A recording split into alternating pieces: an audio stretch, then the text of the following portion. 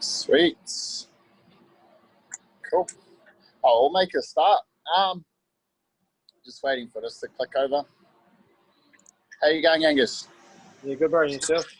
Yeah, pretty good, man. Starting to get fucking hot here. I can see you getting a sweater on, man. I'm doing nothing. I know, I can see. You're getting all red in the face and getting a sweater on the foot. Yeah. I'm built for that Wedderburn weather, not bloody Brisbane. Yeah. Scotsman, eh? You got that Scots blood. You need a bit of cold water. Sweet. Cool. So tonight, basically part one. So I'm gonna do this as a two-part series. It'll be quite cool too, Angus, because you've done a little bit as well. But essentially just talking about how to prepare the body and mind for tallies, so sharing big numbers, and more in the case of along the lines of like what those expectations are and being realistic, like if you're going to tackle, say, a shed tally versus like a record. And what I mean by that is what are some of the things that you're going to have to sacrifice?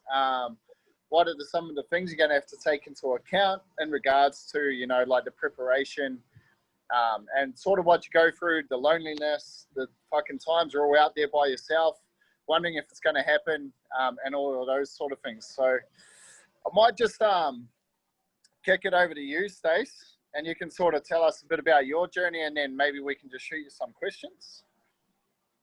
Yeah, a lot of the time it starts with an idea, I suppose, and then you just follow through with it. But when you follow through with it, you got to give up a lot of stuff to get to the next stage. There's heaps of stages of it to get up to big tallies.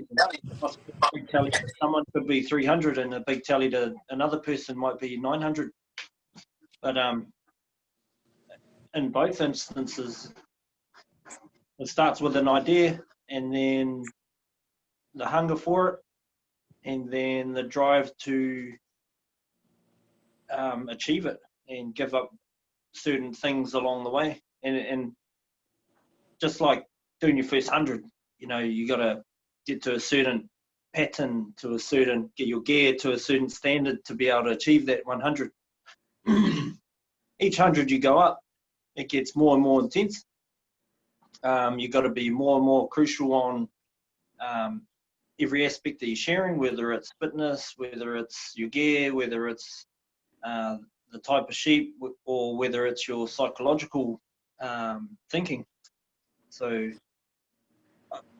I think along the way you pick up these things, and you find a place where you need to adjust something and learn, and then gain that knowledge, and then that'll get you over to the next 100.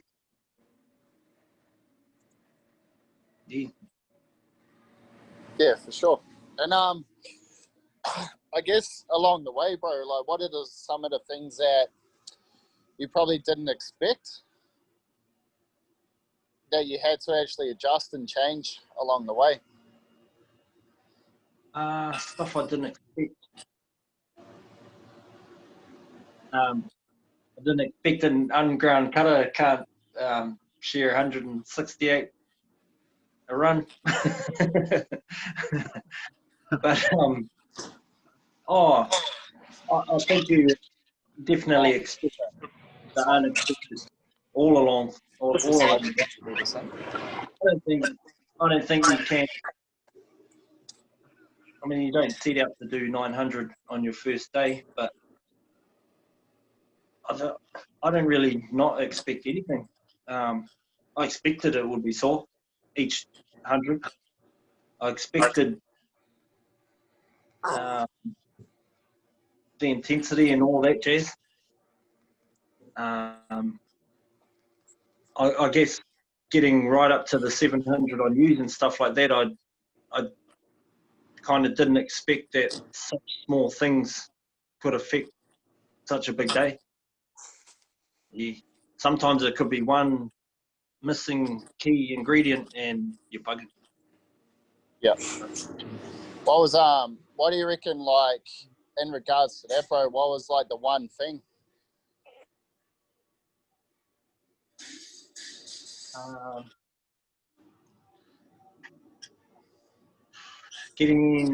Relying on people that didn't have the right advice.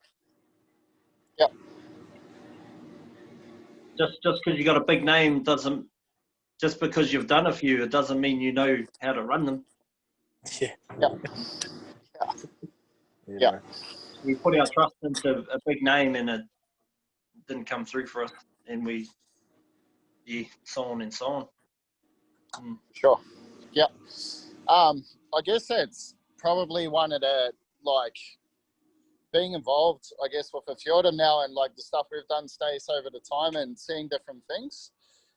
Have you found that each time, like, your plan gets a little bit better and better in regards to what you know you need to tick off? Yeah, definitely. Every failure, you find something that went wrong. That's not multiple things that you try and that's all part of growing. Like, it doesn't matter if you do records or you missed out on your first 200. Like, there would have been something that made you miss that 200, whether it be your gear or your fitness or whatever.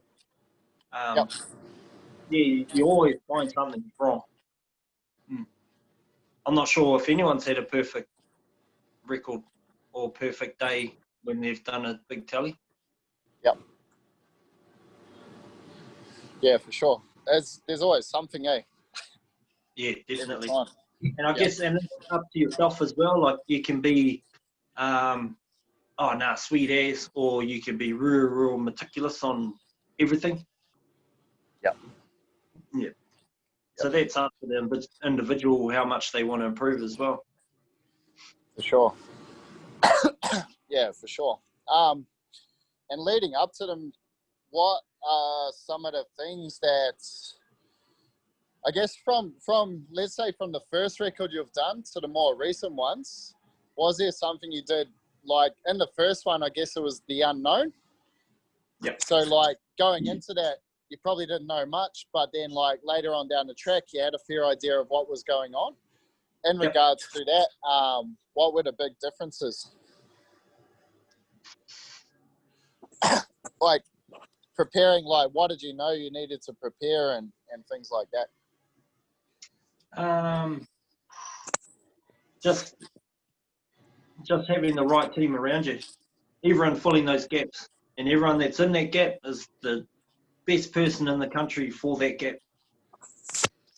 I think that was the most important thing now compared to back then. Back then, because it was the first time we'd done one, but we also started it off like the 2 stand 8 hour. So there was no 2 stand 8 hour. So we kind of went into it against each other, Hayden and I. But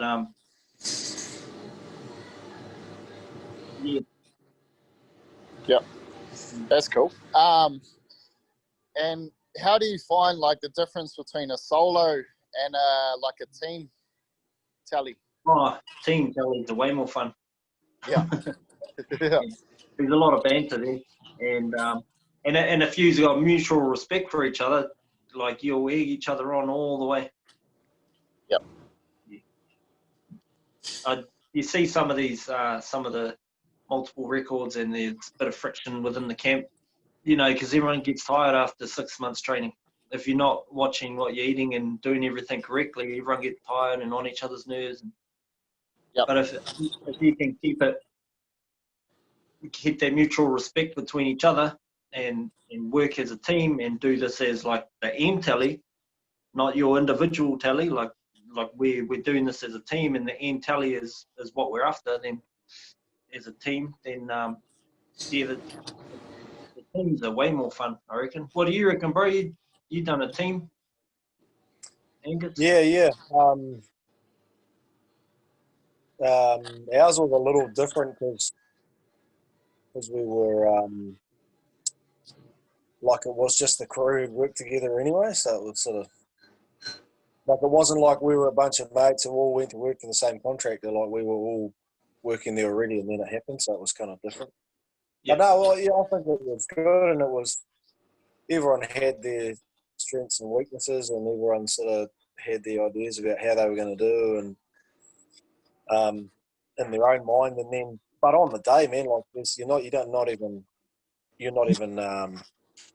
well, in the multi, maybe in a 2 stand you might be, but on the 5, man, I didn't talk, like we were pretty much our own people, and we hardly even, once we stopped the smoke or whatever, we just stop and get sorted, and you'd have a little chin wag downstairs and that a bit. We weren't real. We were sort of having a yarn and that, but like we just sort of leave each other to ourselves a bit, yeah. Because everyone was putting themselves under so much pressure, and there was people who weren't coping, so it was like they either weren't coping or they were having to put everything in, so they had nothing to give. It's not, But on the way through, it was pretty cool. Like with all the training and working together, and just trying to find the edge for each other. Like trying to help out and stuff. I think that was good. I can't imagine a single stand would be kind of lonely. Like, it's pretty. Yeah. It's pretty lonely out there, and you can only you can rely on other people for assistance and advice and all that sort of stuff. But really, you're like you can lean on them, but not really. If you know what I mean. Like, that's what my thoughts would be anyway. Remember, at the 2 stand, Sam and I did. We were lying there on the table with afternoon smoke, and we were both kind of injured and hurting and hating it, and we looked over at each other and cracked up laughing. That was pretty memorable, and because we thought we were 7 up or 12 up, we thought we were. So we thought we were going to have a cruise. There's the last run, and Dave comes in. I know this is after lunch, and Dave comes in, and he's like, don't leave it for the last run. And we're like, hey, what do you mean? And he's like, you guys are 7 down. I'm like, hey. So someone gave us the wrong tally. Yeah. So we had to pull our finger in after lunch, and we ended up getting a few back, and then the last one we got a few more back. And yeah, it was sweet. But yeah, that was a tough day at the office, that one. Just something I thought about there is like when you're like doing a tally and you got your secondary, your pen crew, what is it? How do they help out, or how do you use them to sort of keep you going? Where can they help, or where can they sort of hold you back? By being quiet. Yeah. So like, it's better for them to just stay quiet, or? For me, like everyone's different, but for me, I like everyone in the pen being quiet. Like if I'm super focused, then I need to be in and out of that pen fast. If someone's yelling at me from the left, a bit of my attention's got to go to the left, not where the sheep is. So I'd rather just keep it quiet. And then even the guy on the door just talking to me quiet. Nice and calm. Yeah. Yeah, so that I guess knowing beforehand, like having that focus of what you want those guys to be doing is important to sort of know. So like what I mean by that is like if you're the sort of person that wants to be G'd up, like letting those pen guys actually know that. Yeah. Yeah. Normally we go meeting just before, during the day or the day before, we go through a rehearsal run, do a few practice sheet and stuff. Yeah, that's been the corridors. Yeah. So making sure you're really prepared the day before with no stone unturned, sort of thing. Yeah, everyone knows what's happening. Yep. Yeah. I think for me, I had Eagle, and obviously I only done the one, but just he sort of read me and knew what I needed, and he said to me right at the start, or when we were having a yarn the night before, he sort of said, right, what I'm going to do is I'm going to let you shear for a little bit, and then I'll start. Once you're settled in, I'll start calling time and you on the way into the pen or whatever, And he just read me for what I needed, and if I didn't need a time thing, or if I didn't need anything, he'd just lead me to it, and just call time, and then if he thought I was getting a bit struggled, like sort of encourage or whatever, and he he has done obviously so many that he knew what I needed to keep going, and he would just do that. Like, choice. yeah, that was pretty amazing. Like, he was, and then because in the afternoon I didn't know, but what had happened was that they because we went on to weather lambs in the last run, and they wanted to the man in charge of the pen wanted to mix. He mixed the what we had left of the ewe lambs. He put them in the catching pen and then pushed the weather lambs in behind them. So we were going to do like a pen and a half each of ewe lambs and then hit the weather lambs and carry on. Yeah. And for some reason, the judges were like, "Nah, they have to be on weather lambs all run." So, like, I don't know. Anyway, so they had to run the weather lambs outside during the afternoon smoko and draft and pull out all the ewe lambs and muck around with that and then bring them back in. And so when I started, because I was using condors, and I started and I was like, I'm not going to get 600. Like, this is not going to happen. I just, what's going on? And I said, right. I said, I walk in the pen and he knew I was struggling and he'd go, what's going on? I said, it's not combing. Do another sheep. And I walked in the pen. I said, I need my charges because I had condors on. So they laid my charges out or whatever they did. And I was like, and he said, right, just shear for another 5 minutes. But they never told me, you see. He was like, nah, they'll warm up and then you'll come right. So, no, just carry on. We'll do 15 minutes and see how we go. Yeah. So, like, he knew they didn't say because they're like, well, that'll just mess with him. So they just like, right, they'll heat up and he'll be fine. And then after about 5-6 minutes, all of a sudden it was like, oh, there's a primo. Like, what was that all about? And we didn't find out till the next day or whatever. Yeah. So, but Edsel was experienced and he knew what to do, sort of thing. So that was real handy. Yep. That was actually something Cardi did with Ethan, because Ethan fucking dropped his handpiece and it whacked his wrist, and he could hardly hold his handpiece. And Cardi grabbed his hand and looked at it and he goes, "Oh, it's just a flesh wound. You'll be all right." And essentially, like, he just made him ignore it. But like, it was probably pretty fucked, eh? But yeah, just sort of like said, "Oh no, you'll be all right." Like, didn't show any signs that he was in trouble, and he just made him keep going. Yeah, it was quite. Yeah, it was really good that he done that actually. But yeah, and leading up to it, where do you need, like, in regards to your fitness? Is fitness more than shearing? Like, is it more than just shed fitness, or is it what do you got to do to prepare the body in regards to that? Oh yeah, no, definitely. 300 or 400 a day is nothing compared to when you're trying to do your PBs. Yeah, no, you need that extra, definitely. Yep. Yeah. I'll speak to that because someone said to Sam Welch that, oh, you're a primo shearer, you won't need to train for this one. It's only a lamb record. Because he was all said he was going to train and try and shear heaps, like. So he said to them, no, I need, like, there's no way, like, I've got to train. And they're like, nah, you don't need to worry about it. You wouldn't even need to worry about it. Like, what are you even worried about? And he's like, oh, okay, I won't train. I'll do 1 month of training and I'll prove you wrong. And so he only trained for a month. And he shot 700 at Lochinvar on Dag Ayres lands. Right, so he was capable of doing, 650 in 8 hours or whatever in a record situation. He shot like 500 and whatever, like 580. And he struggled all day and he was broken. Yeah. You guys don't even know what you're talking about. I just proved to you that you don't know what you're talking about. And I knew that already, but whatever. So, someone like Sam, and he was shearing pretty good numbers, day in, day out leading up to the record. It's that pressure, eh? It's that pressure at play. It's a chemical reaction from pressure that it affects your body. Yeah. Like when you cramped up when you're doing those burpees. Yeah.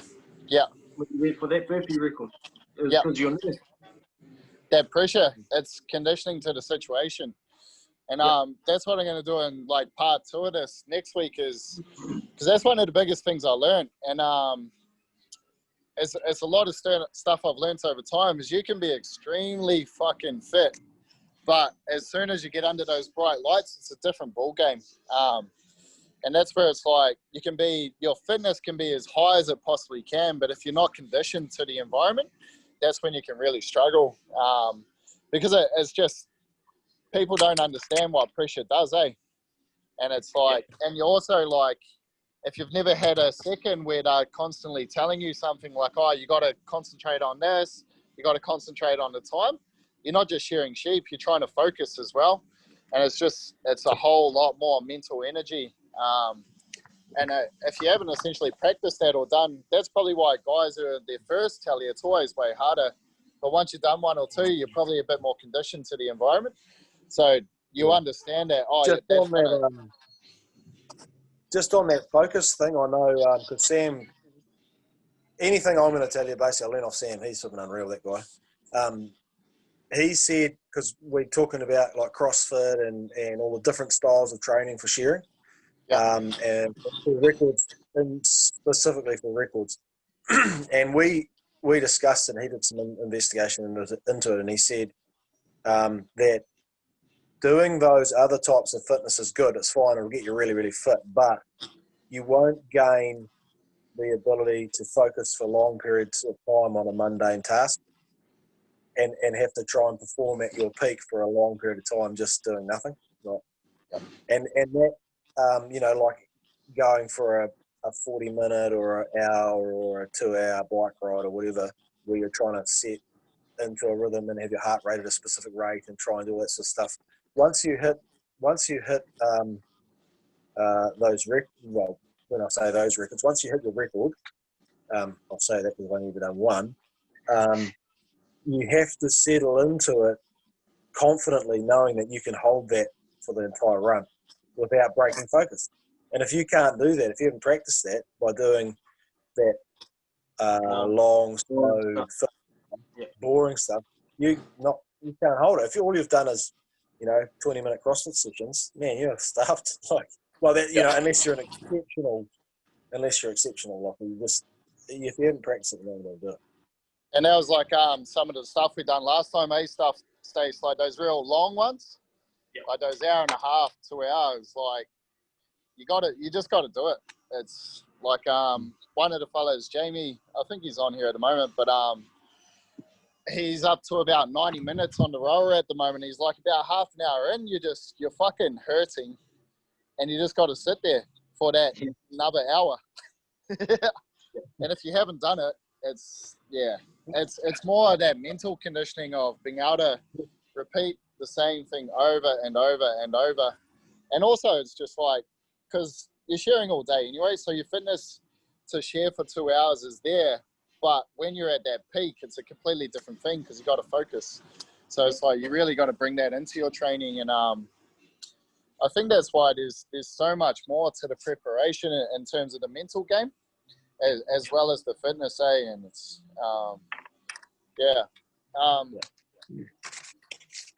no, that's real cool. And so I guess leading up to the day, Stace, like say the last couple of weeks, what are sort of the things that you might be trying to make sure you're on top of at home, so there's not too much pressure at home and stuff like that? Because in saying that, like Muddy's first Weber record, he was out he was running 8 gangs the day before or something like that, and he fucking didn't even crutch the sheep or something until the night before. So just those sorts of things. How much of a difference can that make, and what do you need to sort of make sure you're on top of? That's where you need your team to be doing all the background stuff. So all you need to focus on is the last month of training, your nutrition. You even get someone doing all your food. So all you need to focus on is your pattern and your intensity of work and measuring all that, making sure that you peak at the right time. Yeah, that's where your friends and family come in big time. Yeah, big time. And having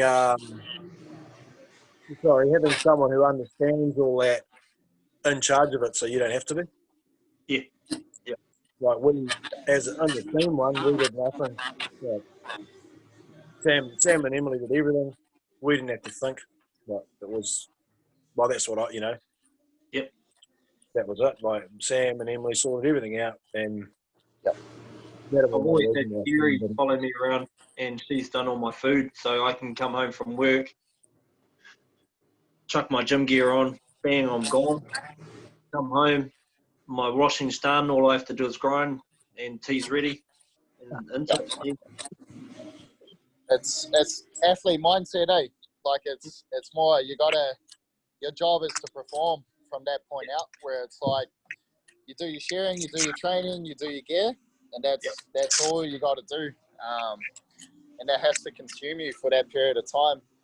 I was looking at so Wah was helping out Amy prepare for the Merino U record. Yep. And I think he done a bloody good job of just like settling Amy down and finding some different, like just making that plan really good for her. So that she didn't have to think about anything but shearing and just getting fit. So. When's her one? Well, they can't do it because of COVID, so they just called it off. Yeah, so, but there might be a few coming up, so. Yeah, it sounds like they've got to have a whole lot of cameras and stuff for the overseas judges. Yeah, well, Megan's sorting out the cameras and stuff for that at the moment, which is pretty cool. Yeah, that'll pave the way for the rest. Yeah. So yeah, it can be like it's just like this, you know. Yeah. Like you have it set up, probably you can still see what's going on. Yeah. Angus, so for you, man, on the day, was there anything that caught you out? Like that you had to adjust on the fly? Like, so for example, say you did a run and you're like, fuck, I need to adjust that for the next run? Or was the work done beforehand? No, honestly, like I was just saying, Sam was unreal, and we went over everything. The only thing that caught me on the day was the wethers that didn't comb, and I couldn't understand why they weren't combing because they were the same old sheep. They were supposed to be hot, and it just wasn't happening, you know. And so I had to adjust to that. But I maintained, you know, Edsel said try 15 minutes, and I said, right, we'll maintain. You know, we sort of discussed that as I was sharing the first sort of 2 or 3 because I was like, this is not, you know, all of a sudden I was just bulldozing, and just coming. And I had a really good crew around me. Like I had Tuck Spence, Pete Jackson, Bob, the Aboriginal fellow who did a 2-stand. Yeah, Bob White came over. He came over to flew into Auckland and like rolled up the day before and was like, oh, and they just sorted everything. Like Sam had gone over what I needed to, you know, how it needed to be, and that would have been the only thing that popped up, I think. There was a couple of things. Intake of water. I think I was having to drink too much all at once. So I was only drinking about every 10 or 11 minutes. Dougie Smith was in my pen, so we cut down my water intake and like per cup or whatever it was, but we went like 2 or 3 times as much. Just because it was too hard, you couldn't get it down. Like we're going in the pen trying to guzzle and then trying to grab a sheep and it's fine. So little things like that, like I'd go for a smaller cup next time too, because you're not having to tip it, like it's already there. If you have to tip it, it's like a tiny thing, but it puts you. You know, that was an adjustment because I sort of felt like I wasn't getting enough intake and I was feeling a bit dehydrated in the first sort of hour and a half or whatever. So Dougie sorted that. We adjusted because what we did was because our lambs were just all different sizes because there was such a big mob and there weren't actually, you know, couldn't throw many out. We couldn't throw any out basically because we had to throw all the little ones out because they were all, we couldn't cut, we didn't want to pull the wool weight down. And we went through all the with a pair of pliers and pulled out the horns. Yeah, yeah, exactly. Yeah. So that's what we were dealing with. So one of the things I did was during the day, we were getting ones come through that had been born a month earlier. Like they were huge. They was like shearing a hogget in the middle of prelim. Yeah. I had this one run out on the board, and I tried to let it go, just leave it. And John Fagan brought it back for me. But what we did was I said to the guys, "Oh, bring all the big ones that are hard to drag, bring them to the front of the pen." And that worked fine for the big ones, but then we were left all the little ones in the back of the pen, and it took too long to get there.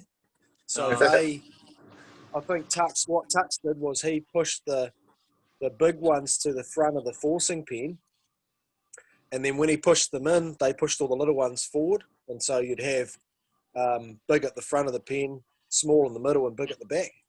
And so you feel like you never, by the time you hit the big ones at the back, you didn't have to drag them because they were back at the front again. You know, you had taken enough out. So that was an adjustment, and that was really up to the team. They did that. They did that during the day, like having that good team around. They sorted all that stuff. Like I would say what was happening, and they'd be like, right, we need to sort that, and they'd do it. So I like in those records, you're on your own, but at the same time, if you haven't laid the groundwork for your team, then and got a good team around you who understand what's happening and know how to, like I had a primo team, and they would have picked me up 40 sheep, 50 sheep. And my father was out the back stacking my pen like 5 times tighter than anyone else's because they was like, so all that sort of stuff, those little things from the team, they took out I didn't have to adjust much because I'd say one word and they'd be onto it sort of thing. So that was huge. Yeah, for sure.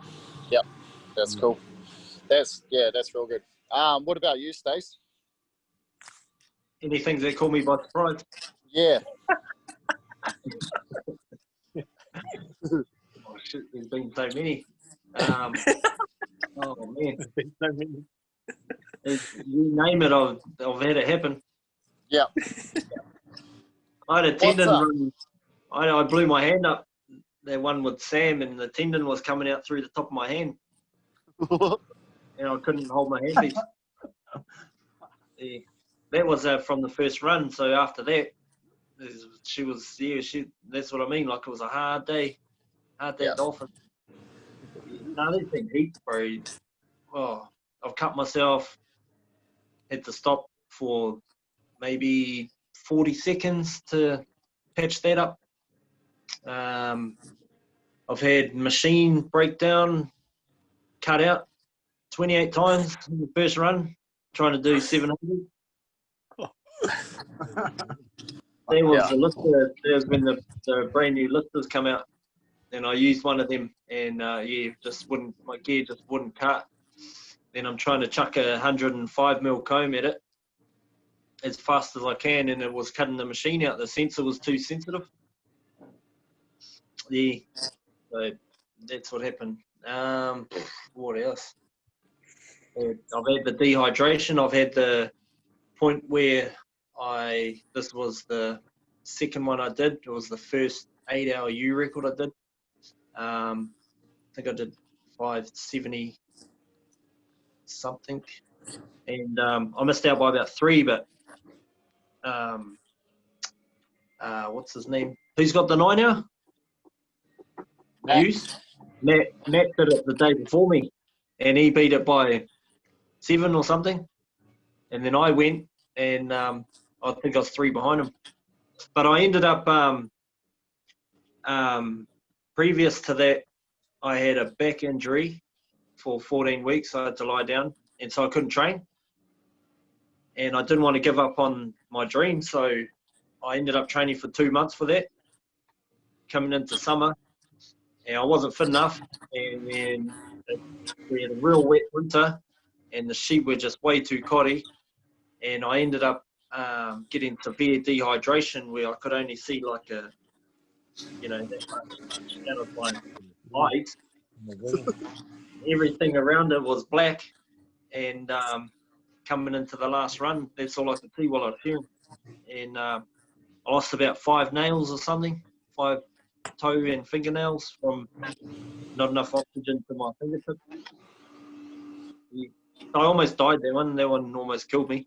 And probably took me about a week to recover from that. And I was amazed at how the body can handle things. Like, that was near death. And the body came back within 7 days. And I was like, wow, that's amazing. Yeah, well, yeah.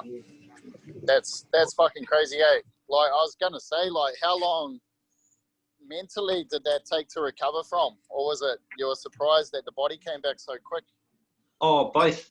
I was mentally tired, but also we knew how much went wrong, and the lead up to it wasn't correct as well. Like, it was out of our control with that injury. Yep. So I pretty much trained for.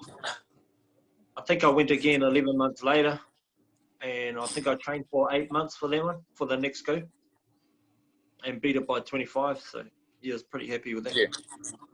Yeah, cool. Yeah, that's good. I forgot what I was gonna ask now. Do you have any questions, Angus, or anything that you think would be worth sharing? I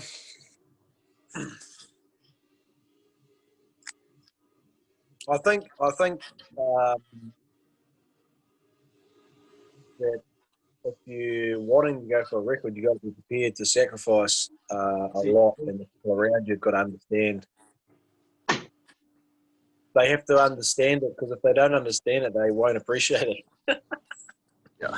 You know, like, it's pretty full on. You're talking, you know, you're shearing hard out for years and years, and then you're going to spend 8 or 12 months training. You know, so you basically, if you're going to do it right, you're going to spend not a lot of time with anyone. You know, like that's just how it's going to be. You pretty much put your life on hold while you're training. Yeah, pretty much. So, appreciating that side of it's key for anyone who's going to do it. And also getting the right people, like Stacey said. You know, like, I was pretty blessed with Sam and Emily. Like, the stuff that he put, like the information that he gathered, and the amount of time and effort he put into making sure that. Well,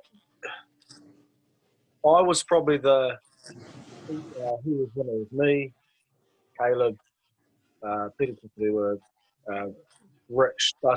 Me, Rich, Cole, Rich, Cole, Sam, and Peter. And Cole was, in terms of experience and knowledge about stuff, it was probably Sam, me, Cole, and then like Rich and Peter. And I think for me, there's so many levels, like Stacey was saying before.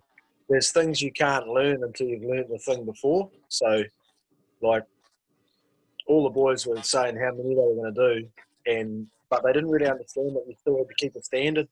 You know, like, you had to keep that standard of how, you know, like, it's basically a show standard if you're going to do it properly. And so they struggled early because they didn't really, you know, they weren't able to they hadn't prepared for the standard, you know. And so, whereas I'd already built on that with shows, and I could hold my job. And so all it was for me was, like, right now I've got to build rhythm, which, you know, I've learned how to do that. So I think understanding that we never will know everything, but doing our best to know as much as we possibly can at the time we're at, and then you're going to build on that the next time, and the next time, and the next time, and it's constant every day. It's not I now know everything about this and I can be the man. Like, it's not going to happen, you know. And Stacey would say that. How many has he done, and still learning. So there's always another angle, and there's always another Something to learn.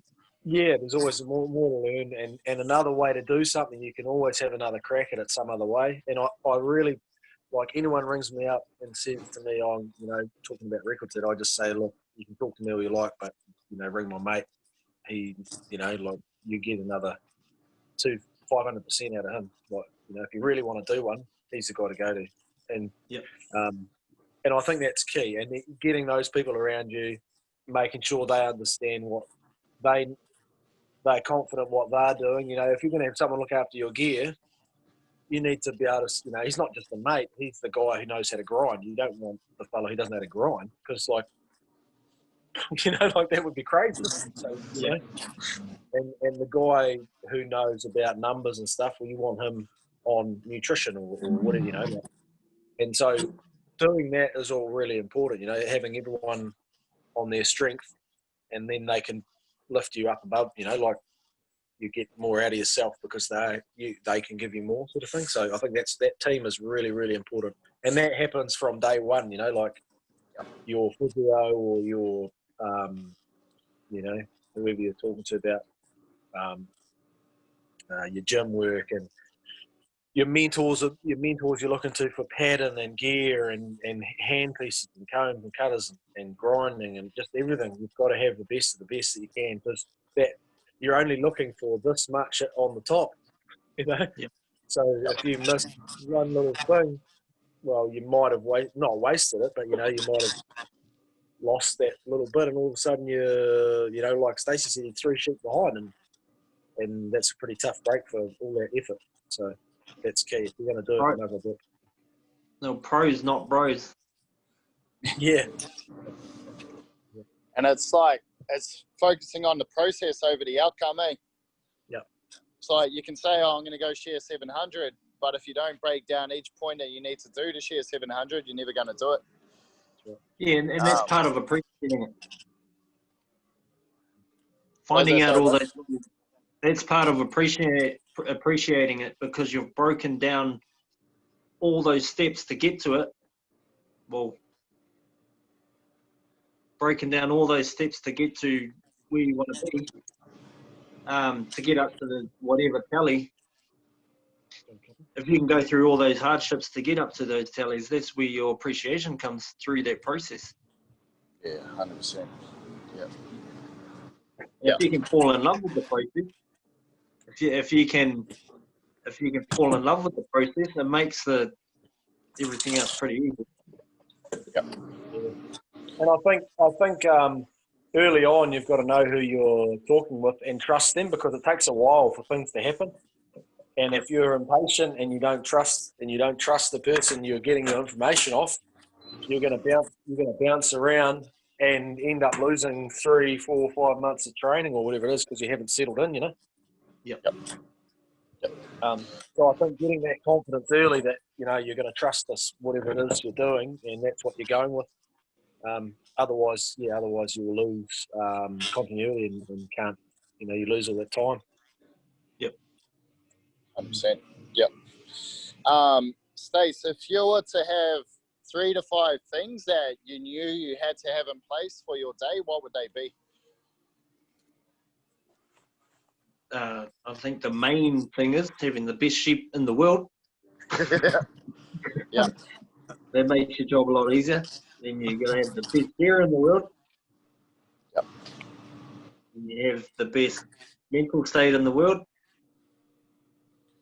And you have the best physical body in the world. And then the 5th one would be your best team. The best team you can get. Yep. And I think on that, it's like, what you're trying to do is break a world record. You're not trying to step into a shed and just shear a tally. You're trying to do something no one's ever done before.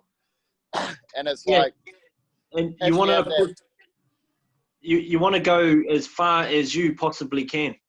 Yeah. Like whether you beat the record or not. Like if you might end up doing 800 or 900 on you. Someone will one day, because that's where their ability is at. But if you can get all those things in line, the best of every aspect, who knows where the tally will end up? Yep.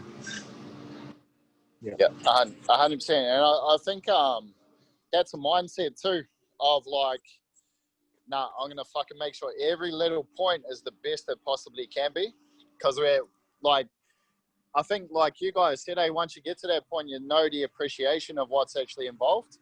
Yeah. So it's like you got to, you can't leave nothing unturned, and you've got to do it to the best of your ability. So it's really, really important.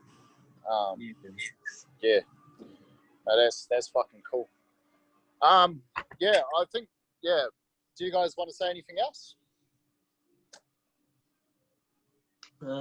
Write a couple of things down.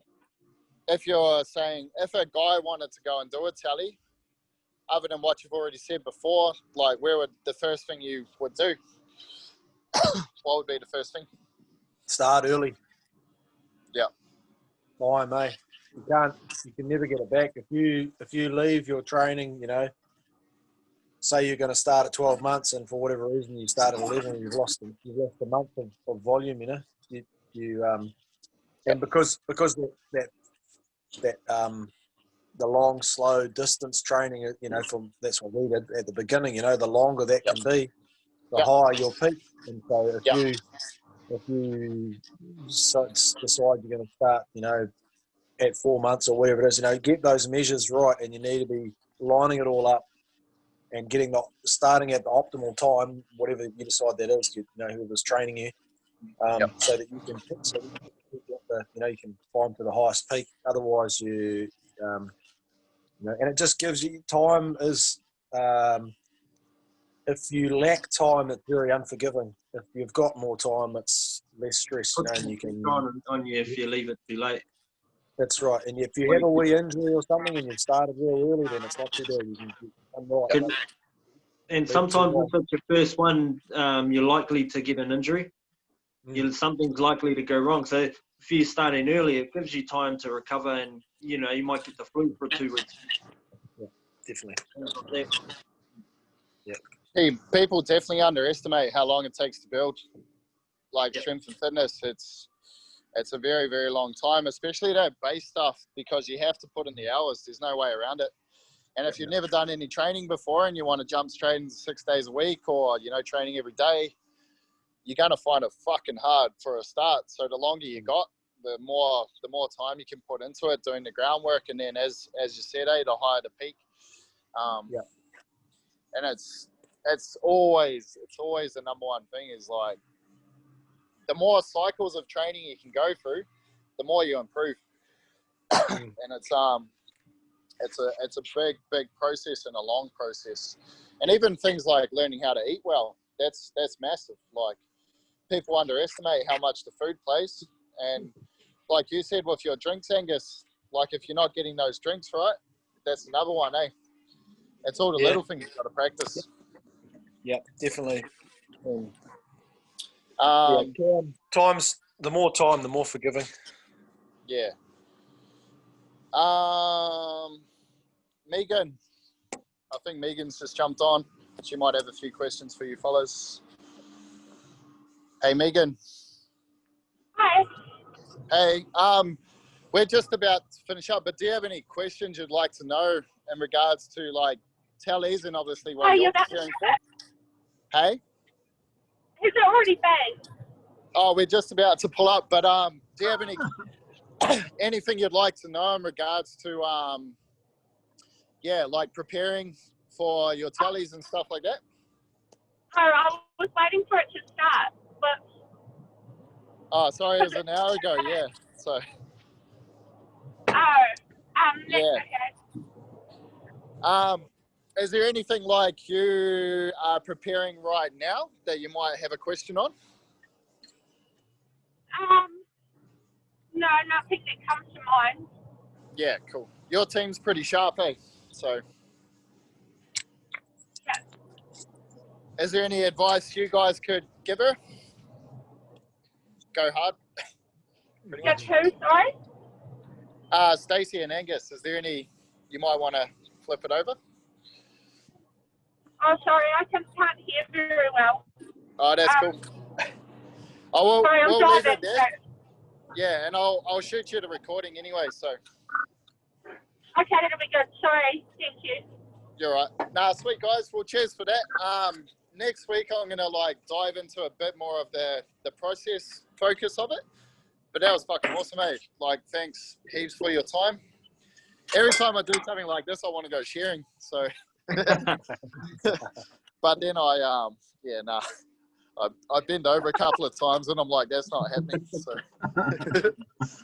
sweet guys. All right. Well, thanks heaps for your time, and I'll catch you later on. No, good to Cheers, see mate. you guys. Sweet. Hey guys, have a good one. Eh? Cheers, bro. See ya. Yeah. Yeah, mate.